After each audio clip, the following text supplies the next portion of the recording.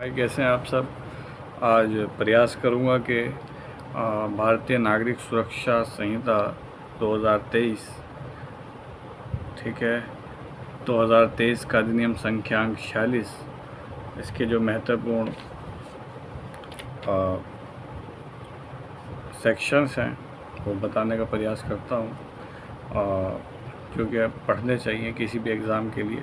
तो सेक्शन 1, संक्षिप्त नाम विस्तार प्रारंभ, फिर परिभाषाएं सारी पढ़ लें तो बेहतर है, लेकिन जो सब क्लोज जो 1 है इसमें उसका श्रव्य दृश्य इलेक्ट्रॉनिक और ज़मानत ये पढ़ सकते हैं। ज़मानती अपराध भी पढ़ें और ज़मानत पत्र क्या होता है ये पढ़ लें, और प्रतिभूति पढ़ लें, संघीय अपराध, ठीक है, और परिवाद पढ़ लें, परिवाद क्या होता है, इलेक्ट्रॉनिक संसूचना के बारे में नॉलेज हासिल करें ज़रूर, उच्च न्यायालय के बारे में ज़रूर ध्यान दें। फिर उसके बाद असंज्ञेय अपराध के बारे में ज़रूर जान लें, असंज्ञेय अपराध के बारे में, ठीक है। पुलिस रिपोर्ट महत्वपूर्ण है, लोक अभियोजक भी महत्वपूर्ण है, और पीड़ित, ठीक है, में पीड़ित बताया गया है, ये पढ़ लें, बाकी थोड़ा छोड़ सकते हैं, ठीक है। फिर जो धारा 6 है या अध्याय 2 उस पर आ जाइए, वहाँ पे आपको दंड न्यायालय के वर्ग सेक्शन 6 में ये आपको जानने को मिलेगा, ये पढ़ लें। प्रादेशिक खंड सेक्शन 7, सेशन न्यायालय बहुत ही महत्वपूर्ण है, इसको तो बहुत अच्छे से डिटेल में पढ़ लें। सेक्शन 8 जो है इसको अच्छे से ध्यान से पढ़ें, क्योंकि इसमें सेशन न्यायालय के बारे में बताया गया है।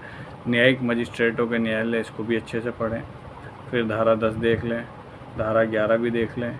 धारा 10 में मुख्य न्यायिक मजिस्ट्रेट और अपर मुख्य न्यायिक मजिस्ट्रेट के बारे में बताया गया है। विशेष न्यायिक मजिस्ट्रेट धारा 11 में बताया गया है, ये पढ़ लें, ठीक है। धारा 12 को छोड़ सकते हैं, ठीक है, लेकिन फिर भी थोड़ा थोड़ा पढ़ लें। और न्यायिक मजिस्ट्रेटों के अधीनस्थ होना ये ज़रूर पढ़ लें, ठीक है। कार्यपालक मजिस्ट्रेट धारा 14, यानी धारा 13 और 14 दोनों महत्वपूर्ण है। धारा 15 भी पढ़ें, विशेष कार्यपालक मजिस्ट्रेट, ठीक है। कार्यपालक मजिस्ट्रेटों की स्थानीय अधिकारिता, इसके बारे में थोड़ी नॉलेज ले लें, डिटेल में ना भी पढ़ें तो चल जाएगा। कार्यपालक मजिस्ट्रेटों का अधीनस्थ होना धारा 17, इसके बारे में नॉलेज ले लें। और लोक अभियोजक डिटेल में पढ़ना होगा, ठीक है, धारा 18 में लोक अभियोजक है। सहायक लोक अभियोजक, ये भी अच्छे से डिटेल में पढ़ें, ठीक है। सहायक लोक अभियोजक धारा 19। आपको फिर धारा 21 देख लेते हैं, न्यायालय जिनके द्वारा अपराध विचारणीय हैं, धारा 21, ये भी महत्वपूर्ण है, इसको भी बिल्कुल नॉलेज में ले लें, अच्छे से डिटेल में पढ़ लें।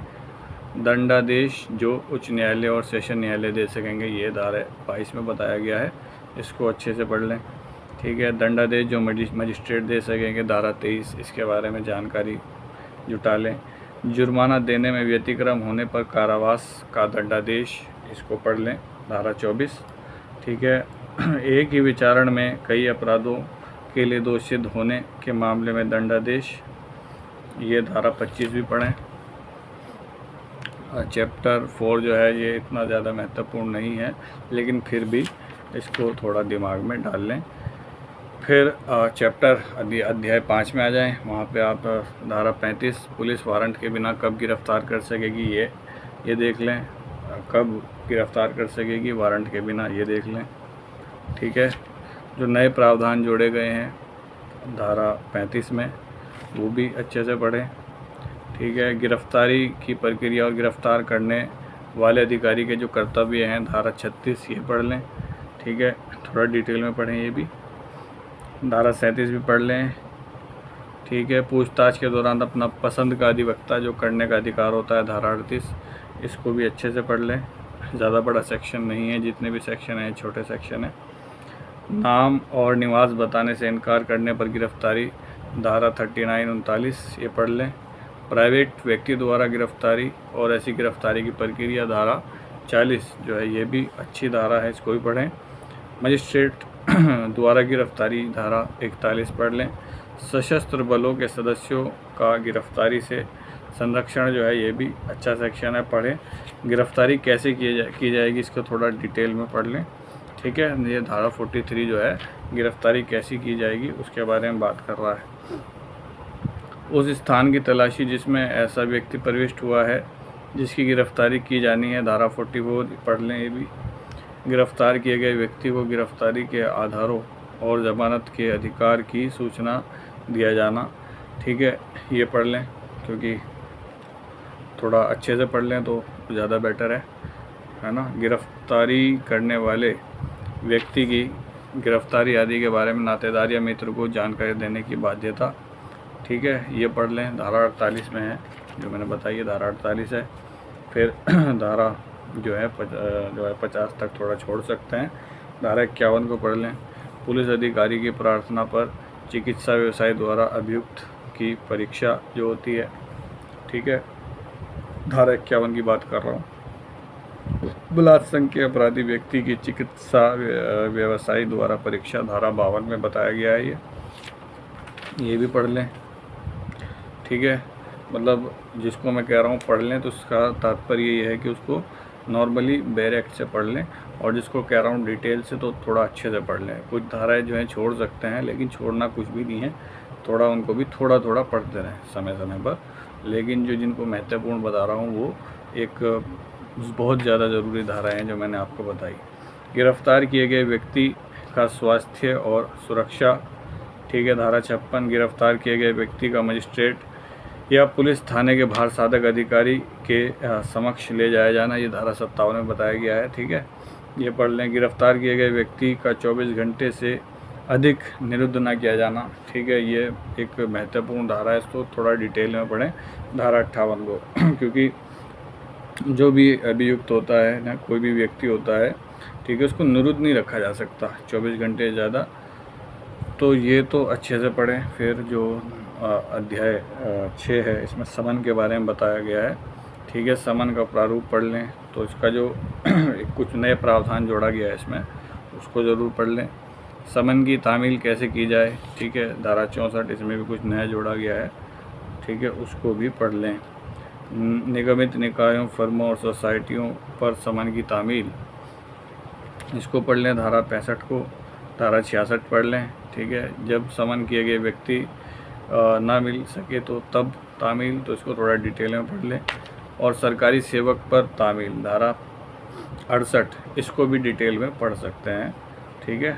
हालांकि इतना बड़ा सेक्शन नहीं है, लेकिन फिर भी क्वेश्चंस आ जाते हैं इससे, धारा 68 से, ठीक है। सरकारी सेवक पर कैसे तामील होती है समन की। स्थानीय सीमाओं के बाहर समन की तामील, ठीक है, तो ये धारा 69 है, इसको पढ़ लें, ठीक है। ऐसे मामलों में और जब तामील करने वाला अधिकारी उपस्थित ना हो तब तामील का सबूत कैसे लिया जाएगा, ये देख लें। साक्षी पर समन की तामील, इसको डिटेल में पढ़ लें, धारा 71 को डिटेल में पढ़ना है आपको। BNSS की धारा 71 को डिटेल में पढ़ना है थोड़ा, और ज़्यादा बड़ी धारा भी नहीं है, ठीक है। गिरफ्तारी के वारंट का प्रारूप और अवधि, ठीक है, ये पढ़ लें। और प्रतिभूति ले जाने का निर्देश देने की शक्ति, ये ज़रूर देख लें। वारंट किसको निर्दिष्ट होंगे, ये भी पढ़ें, ठीक है। वारंट किसी व्यक्ति को निर्दिष्ट हो सकेंगे, धारा 75। पुलिस अधिकारी को निर्दिष्ट वारंट जो होते हैं उसके बारे में पढ़ें। वारंट के सार की सूचना, ठीक है, ये पढ़ लें।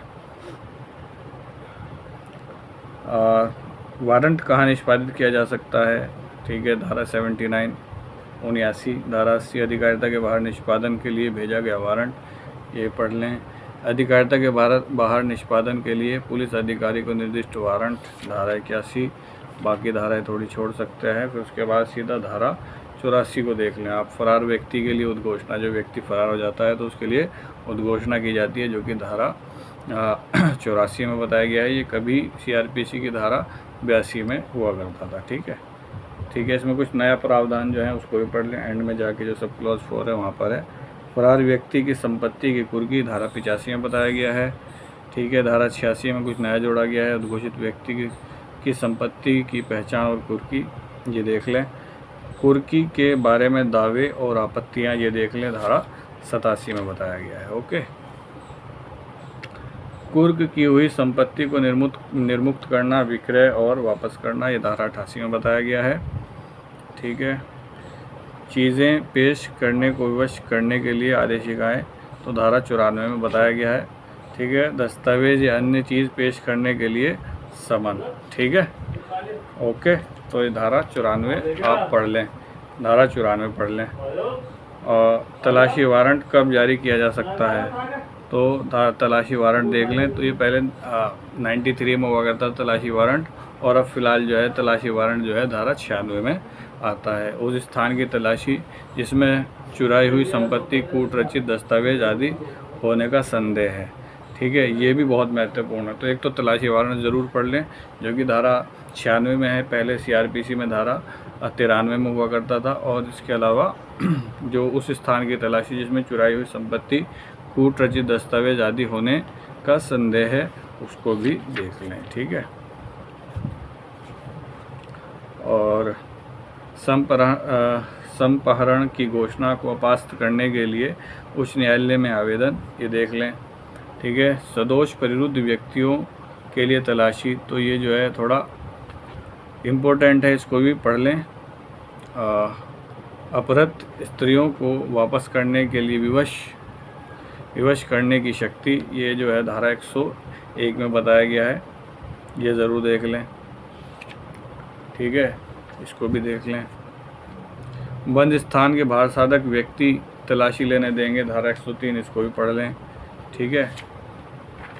ये पढ़ लिया आपने। धारा 105 में कुछ जो ऐड ऑन किया गया है उसको देख लें थोड़ा सा। और श्रव्य दृश्य इलेक्ट्रॉनिक साधनों के माध्यम से तलाशी और अभिग्रहण का अभिलेख करना, ये पढ़ें। ठीक है। कुछ संपत्ति को अभिग्रहित करने की पुलिस अधिकारी की शक्ति, इसको देख लें। ठीक है। और ये पहले जो है धारा 102 में हुआ करता था, ये पहले धारा 102 में आप जो है पढ़ा करते थे। संपत्ति की कुर्की, जब्ती या वापसी। ठीक है। तो धारा 107, इसको थोड़ा डिटेल में पढ़ लें, ये अच्छा है। थोड़ा बड़ा सेक्शन है, बट इसको मतलब इतना भी बड़ा नहीं है, इसको थोड़ा देख लें, अच्छे से देखें। तो संपत्ति की कुर्की, जब्ती या वापसी, इसको, क्योंकि धारा 107 जो है ये अच्छा खासा सेक्शन है। मजिस्ट्रेट अपनी उपस्थिति में तलाशी लिए जाने का निर्देश दे सकता है, धारा 108। पेश किए गए दस्तावेज आदि को परिबद्ध करने की शक्ति, धारा 109। ठीक है। धारा 109 तक हमने बता दिया। धारा जो अध्याय 8 जो है, जो चैप्टर 8 है BNSS का, इतना महत्वपूर्ण नहीं है। ठीक है। तो इसको आप स्किप भी कर सकते हैं, लेकिन फिर भी पढ़ें ज़रूर, थोड़ा पढ़ लें। मैं ये नहीं कहूँगा कि आप बिल्कुल ही ना पढ़ें, लेकिन पढ़ें फिर भी। ठीक है। चैप्टर 9 जो है ये बहुत ज़्यादा इम्पोर्टेंट चैप्टर है, इसको तो टोटली सारा पढ़ लें तो ज़्यादा बेहतर है। और धारा 125 जो है वो बहुत ही ज़्यादा महत्वपूर्ण है। ठीक है। इसको डिटेल में पढ़ना है आपको। दोष सिद्धि पर परिशांति कायम रखने के लिए प्रतिभूति, ये बहुत ही ज़्यादा प्रचलन वाली धारा है। ठीक है। तो ये जो है अच्छे से देख लें। अन्य दशाओं में परिशांति कायम रखने के लिए प्रतिभूति, धारा 126, ये धारा 126 जो है ये भी बहुत महत्वपूर्ण धारा है। संदिग्ध व्यक्तियों से सदाचार के लिए प्रतिभूति, धारा 128 भी देख लें और 127 भी देख लें, लेकिन 125 जो धारा 125 है ये थोड़ी इम्पोर्टेंट है। आभ्यासिक अपराधियों से सदाचार के लिए प्रतिभूति, ठीक है, ये ज़रूर पढ़ें, ये बहुत ही महत्वपूर्ण धारा है। फिर धारा 130 पढ़ लें, आदेश का दिया जाना और इत्तला की सच्चाई के बारे में जांच, धारा 135 भी पढ़ें, ये भी महत्वपूर्ण धारा है। प्रतिभूति देने का आदेश, उस व्यक्ति का उन्मोचन जिसके विरुद्ध इत्तला दी गई है, धारा 137। ठीक है। धारा 141 पढ़ें, फिर जितनी बीच की धाराएं वो छोड़ सकते हैं। प्रतिभूति देने में व्यतिक्रम होने पर कारावास। ठीक है। तो धारा 141 देख लें। ठीक है। और जो अध्याय 10 है ये बहुत ही ज़्यादा महत्वपूर्ण चैप्टर है। अध्याय 9 और 10 ये अपना आप में बहुत ही ज़्यादा महत्वपूर्ण चैप्टर्स हैं। 144 जो धारा 144 है यहाँ से शुरू होता है। पत्नी, संतान और माता पिता के भरण पोषण के लिए आदेश, ये पढ़ लें, बहुत डिटेल में पढ़ें इसे अच्छे से, ठीक है। प्रक्रिया को पढ़ लें, धारा 145 को पढ़ लें, ठीक है। 144, 145 भत्ते में परिवर्तन, धारा 146 को पढ़ लें, ठीक है। और धारा 147 पढ़ें, फिर भरण पोषण के आदेश का परिवर्तन, ठीक है। Thank you very much.